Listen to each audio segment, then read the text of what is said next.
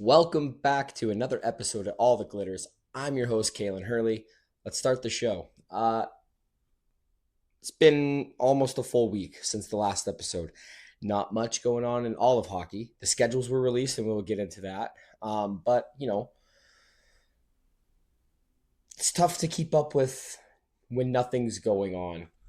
It seemed the other way around. It's hard to keep up when there's tons and tons and tons, but at least that provides topics, right? So we're gonna go into some schedule stuff. We're gonna go into my opinion on the schedule, where I think VGK is going to, need to be better than they have been in the past, as far as time of year, in what I think is going to be important. And then we'll get into a little bit of some defensive side of things when it comes to the Vegas Golden Knights this year. So, hope you guys have had a good week.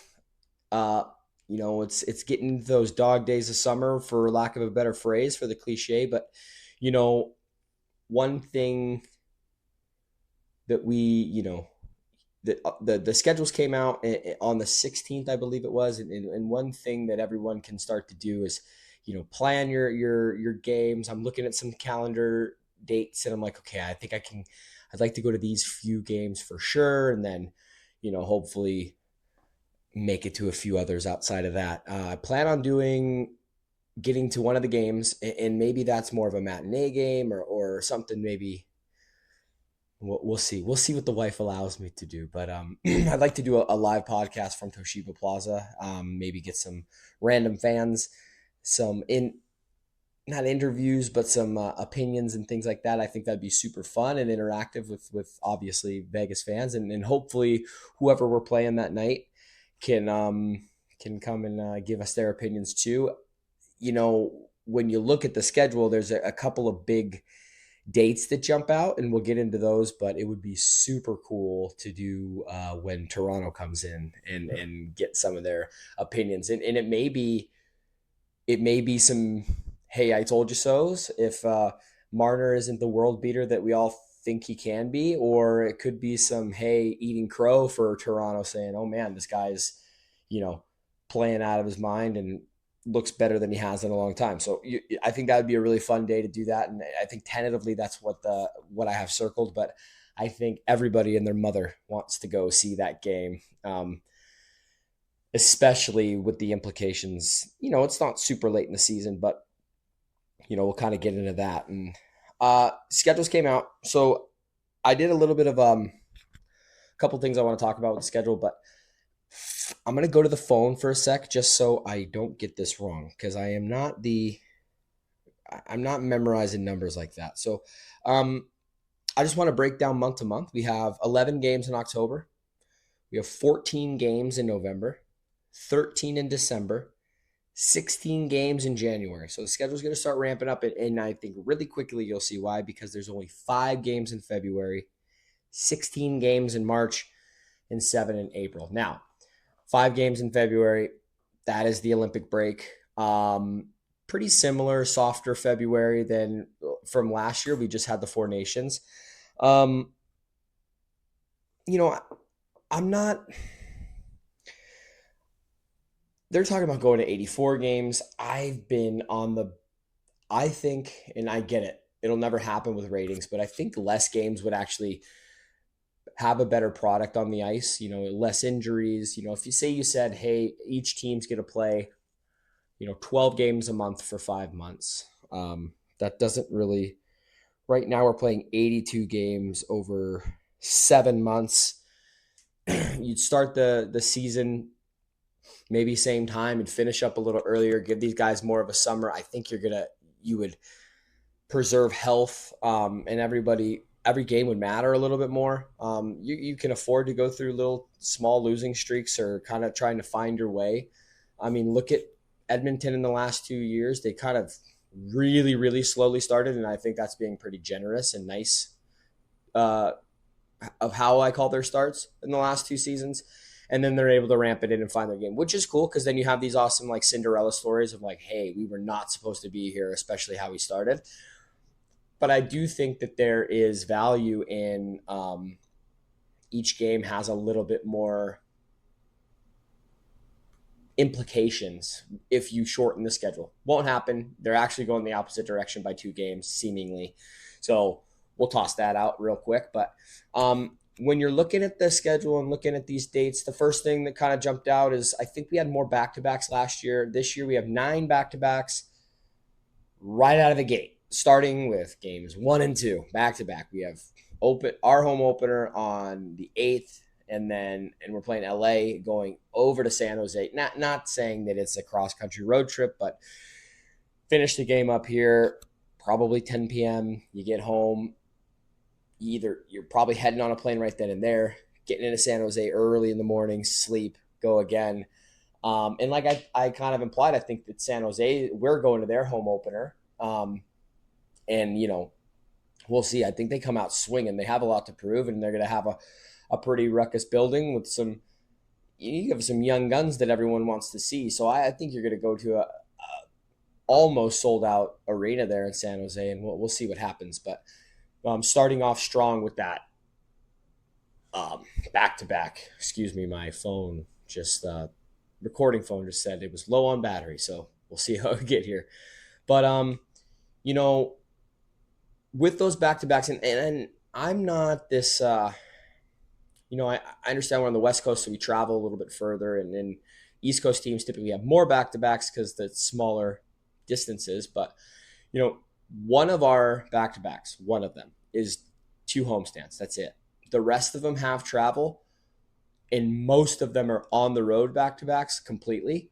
Our other one that ends at home, so there's one homestand, and then there's one that starts on the road, ends at home, and then the rest are just both on the road. So not ideal, and if you think about Bruce's comments, that they kind of get viewed as scheduled losses.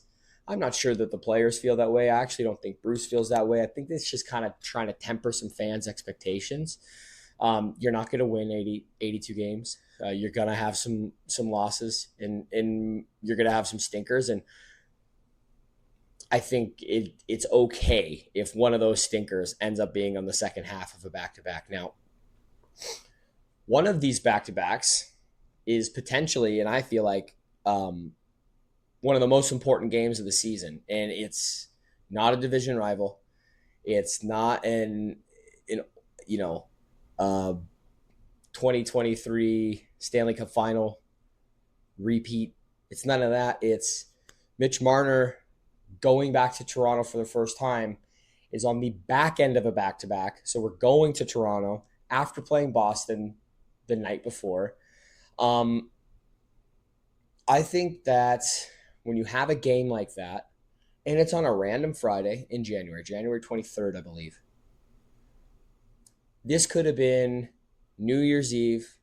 This could have been right before the Christmas break, I think the 23rd. This could have been American Thanksgiving or the break right before. This could have been Canadian Thanksgiving. This could have been any other day or game. It could have been hockey night in Canada on a Saturday, but the NHL proves their incompetence with schedule making once again. This was the biggest storyline for all summer last year, all year this year. Where's Mitch Marner going to end up? He ends up in Vegas, and you've had time to make the schedule, and I understand that these schedules are made probably long before the trade was done, but you had now, since the trade's been made on the 31st or 30, I don't remember how many days we're in June, but you've had all this time before the 16 days. Let's say you've had 2 weeks minimum to correct this, swap a game. Toronto isn't playing the night before. Toronto isn't playing the night after. Swap something. Take one of their back-to-backs and make it on the back of something else, or just finagle the schedule in a way that we get the most eyes on this game. You take good things and you just fumble fuck it. It's so crazy to me. There's some really good things that Gary Bettman's done, and then there's some just atrocities that he's done to this game. Before he became commissioner, ESPN Magazine, back in the day, was saying that the NHL had surpassed the NBA. And then Gary Bettman becomes commissioner, and it just tanked the NHL completely. Now, I think that the game and the skill and the product on the ice, all time high. I think the way this game is managed, the Department of Player Safety, Gary Bettman as commissioner, this decentralized draft, like some of the decisions that are made when everybody's screaming to grow the game and to let's expand the league and let's pay these players more and the salary cap's rising. The proof is in there. We, we're craving more of a better product. We want to see these marquee matchups. You literally made the playoff. The whole way it's constructed is to have division rivals in your first rounds, and you can't have the foresight or the creativity to look at a game with this much drama and say that's the premier game on a Saturday night, hockey night in Canada, or that's the premier game on December 31st, New Year's Eve. Like, what in the hell? Figure it out. And we play 8 days apart. Now, I like that. That's cool, having both games pretty close, because one game could go one way, the other can go the other. But it's just, I mean, Toronto medians, they're saying the same thing. It's like, well, they're traveling that next day. They're not going to, the players aren't going to be ready and available for media. They're going to get their morning skate. They're going to take their nap. They're going to go. And the first time you're going to have Marner available for any sort of media is either pre-game or intermission or at the end. And depending on the outcome or depending on what's going on, you might not see him at all. Or, I mean, God forbid, it's late enough in the season, he could be out with injury. So it just, I want to see the best players suit up, and I want to see the best game. I really don't mind, especially regular season games. Like, if Vegas loses in a close game, like the storyline of sports and the drama that this is just like, this could have been one of the biggest games of the year for all the NHL fan bases. But instead, like when Rantanen, man, if they would have, when Rantanen goes back to Colorado now with Dallas, like it's going to be such a cool, it's just, you guys, they fumbled it. This could have been so much bigger than it is. And I think that they just got it wrong here. So I'm hoping, in the little disclaimer, it says that all games are subject to time and day swaps and things like that. And obviously we've seen that before with the COVID shortened seasons and, having to postpone games for, this, that, or the other and things like that. So maybe they'll pull their head out of their ass and fix this somehow. But man, if it stays as it is now, that is a big fumble of the bag, and it's a bummer, but it is what it is. Now, along with that January date, that's usually Vegas's toughest test of the month of the year, toughest test month of the year, and we've done a good job in the last couple of seasons, and I would like to hope that it goes back this way again. But we bank enough points that, if we do coast to January, it's not super season threatening, but I would like to, bank as much as we can. This sounds obvious, right? But like, if we can be a little bit above 500 in January and still bank some points in the beginning of the year, that would be ideal. I think the most momentum going into February in that break is going to be huge. And then you come out right back into it in March. So, for the players that are going to the Olympics, obviously they're going to stay primed and ready, just hopefully injury free. We saw what happened to Four Nations. Some people didn't look the same way coming out. Shea Theodore was hurt, and he's going to be huge for our season this year. And his health has always been a concern for Vegas, but hopefully he stays healthy and we'll see what happens there. But the biggest hope is that we can come out of February and the Olympic break healthy, ramp through into March and not have to really look over our shoulder that hard. If we're pretty well secured in a playoff spot, if we're sitting at the top of the division with a couple point bump, that would be ideal. But we'll see how it goes. The health and Shea Theodore, that all being said, you take a look at this defense and you take a look at how Bruce Cassidy likes to coach and traditionally the strengths of Vegas. And I think over the last 4 or 5 years, our defense has been, especially when Pietrangelo got got added to the team. That has been our mainstay. That's our bread and butter. We make average or slightly above average goaltenders look very, very good. It's a very goalie friendly structure that we play. Pietrangelo leaded that charge. Veterans like Alec Martinez leaded that charge. Shot blocking, toughness, size. Nick Hague's gone. Are we going to be able to clear the crease the way we were with when Hague was here?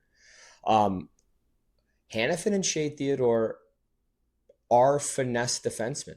They like the puck on their stick. They like to dance the line. They skate very well. They like to jump up into the rush and be impactful offensively. Are they going to play a tough, traditional defenseman role when needed? I think that, yes, they have the ability to.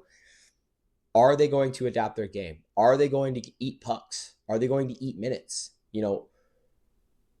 Petro's loss is huge for Vegas. We need players to step up. Caden Korzak's young. Maybe he's young enough not to, that same way I was talking about San Jose, maybe he plays with just reckless abandon and just takes pucks to the face and gets stitched up and goes right back in there. And, you have Lazon and he's not going to wow you offensively. So maybe he kind of helps with that role as well. But, that's our bottom pairing so far right now. If we end up trading for Anderson, I think that's at the expense of Zach Whitecloud. But if we don't, Zach Whitecloud and Hanifin, they were a pairing this last season with injuries, but are they ready to be that bona fide second pairing? I'm sure you're going to see Shea and Hanifin, dear God, at the same time, but we'll see what happens there too. But with the loss of Pietrangelo, if everybody in the defense doesn't up their game a tiny bit, this could be very, very detrimental to Vegas. I think everyone just thinks oh, they're going to be a perennial playoff team. Well, that's traditionally because it's been on the backs of our defense. Even our forwards have defensive minds. Look down the middle with our centermen. And now 2 of our 4 right wing. Those are defensive prowess people. Mark Stone, Mitch Marner now, Jack Eichel. These have all been Selke-nominated individuals. 2 of them aren't even centermen. And then you have William Karlsson, who in the cup run and every time he's tasked with stopping their number 1 line. Okay. If everybody doesn't collectively pull their own weight and a little bit more with that loss of Petro, this could get off the rails very fast and could get very ugly for Vegas. So I don't think that that's what's going to happen, but I think Vegas needs to or fans at least need to understand that is very much a potential. We do have a potential to have all these high expectations. And if we get out slow, I don't know.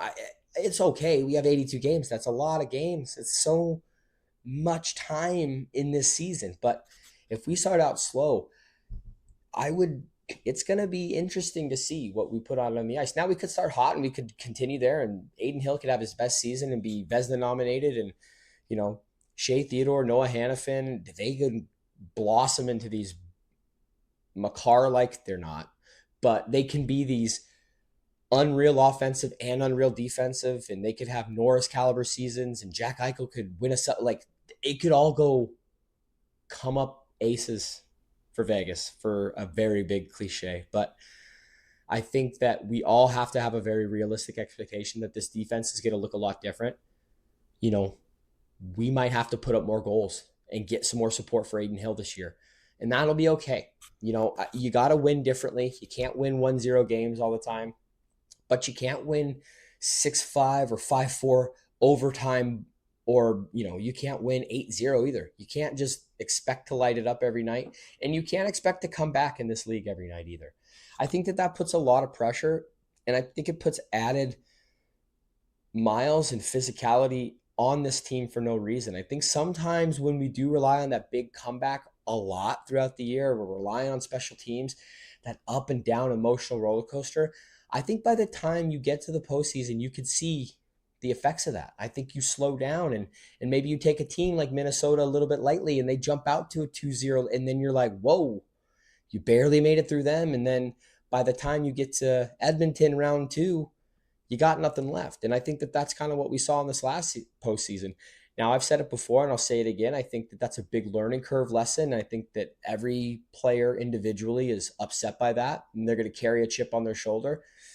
And traditionally, when the Vegas Golden Knights carry that chip on their shoulder and they bring that misfit mentality, these castaways that weren't wanted anywhere else. Some we plucked and traded, and some are the Mitch Marners and the Jack Eichels who, no matter what they do and no matter how long they've been apart from their last team, they're going to get booed and they're going to get ran out and every time they touch the puck. But if when we are playing like that, we are our most dangerous. So let's hope for, I mean, for ratings on this podcast, having a terrible year might be okay. I don't want to see that. I want everyone to get sick of how hard I'm smiling every time. I want success. I want to rub it in everyone's face. I want everything to be perfect. I understand we're operating with LTIR money because of Petro. I understand all that. It doesn't matter what we do, we're going to hear it. But man, the success that it bothers the other fan bases, and you know what? For a sports fan outside the NHL that has seen no success, God, it feels good. So I understand. I understand the Yankees fans now. Everyone hates them, but hey, who cares? They're winning championships. I understand Lakers fans. Everyone hates them, but they're winning championships. Golden State, Kansas City, New England Patriots. I understand them all now. It's lovely. It's great being in Vegas. And it doesn't matter what they do. People will find a way to shit on it. And you know what? At the end of the day, all I can do is go like this. Whoops.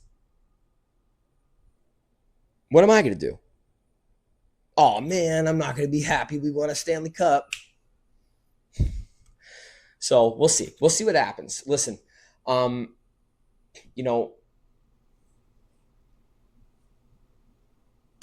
I've made my predictions of the years. I've made what I'm going to do, but I'm also a very realistic person, and I think that if you guys are hyper optimists like I tend to be for this team, and you don't have an expectation or at least a back of your mind understanding that this could go south or that this couldn't be that can potentially not be the season that we think it might be or hope it's going to be, we might have some upset folks. So you know what? Not much going on. Hopefully the next time I see you, I'm going on vacation this next week, so I will bank a few of these podcasts. I will be a lot more frequent this week than I was last week for sure, because I won't be recording while I'm gone. Taking the kiddos to Legoland. That'll be cool. I can't wait it'll be my son's first like amusement park thing, and he's young and so I'm very excited to see the magic of Legoland through his eyes. So I will be completely away from Vegas. Unless Jack Eichel signs an extension, I will hop on here real quick and he'll say like, yo, let's do this. But maybe he will before then and I won't have anything to worry about. So you know what? I appreciate your time. I appreciate your ears. If you like this one, click like. If you haven't done so already, please subscribe to the podcast. I get the analytics. More than 48% of the people who listen to this aren't subscribed. Subscribe. That means I probably have like 80 more people out there I could get. That'd be sick. Please do it. And if you think that anyone else wants to hear my crazy ramblings, send it. Please and thank you. But that's it for me. I appreciate you. As always, besos mi amigos, and go Knights.